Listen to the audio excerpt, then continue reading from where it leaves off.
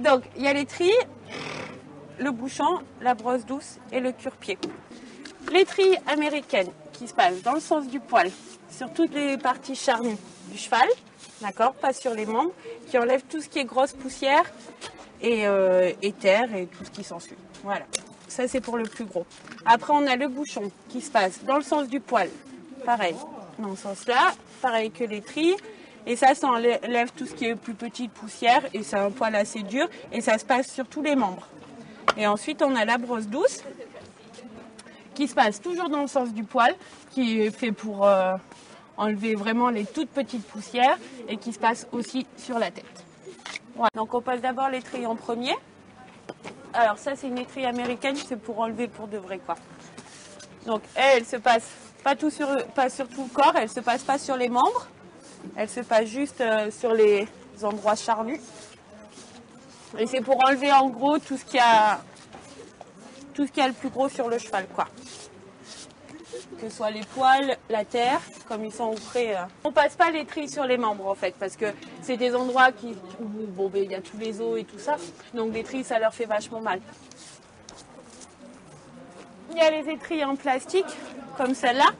Elle se passe en rond. Elle se passe dans ce sens-là. Et après, du coup, il y a le bouchon. Mais ça, c'est quand même nettement plus efficace. Surtout en hiver, quand ils ont le poil long comme ça, c'est vachement bien. Il faut le passer juste sur les endroits charnus. Alors ça enlève les poils et tout ce qui est poussière. Et lui, par contre, il se passe bien de partout.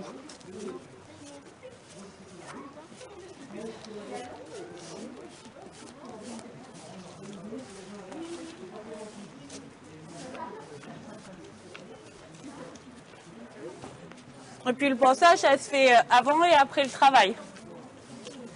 Et ça permet à vérifier que les chevaux n'aient pas de blessures, nulle part, avant d'y monter dessus. Et puis bon, à ne pas les blesser après avec tout le harnachement, quoi. La brosse douce, elle fait... c'est vraiment pour enlever les petites poussières, quoi. Et surtout pour la tête aussi.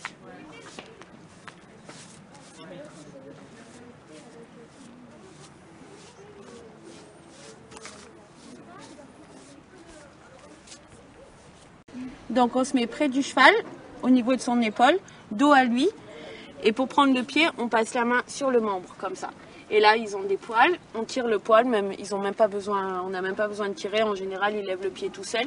Et une fois qu'ils ont levé le pied, on met sa main sous le sabot.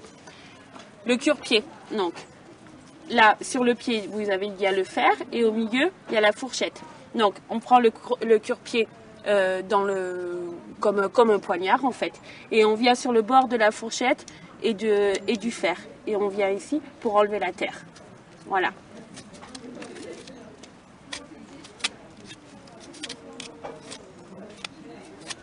Voilà, la fourchette, c'est cette partie ici, là, où celle-là, forcément, on ne la gratte pas, ça fait partie du cheval. Hein. Et pour les postérieurs, c'est exactement la même chose. Et après, on repose le pied délicatement. On reste dos au cheval, en restant toujours près de lui. On passe la main sur le membre et le cheval lui vient donner son pied. Si on pose le pied sur sa cuisse, c'est vachement plus facile. Et une fois qu'on est comme ça, on fait la même chose. Il y a la fourchette au milieu, donc on vient sur le bord et on vient enlever tout ce qui est... toute la terre, quoi. Voilà.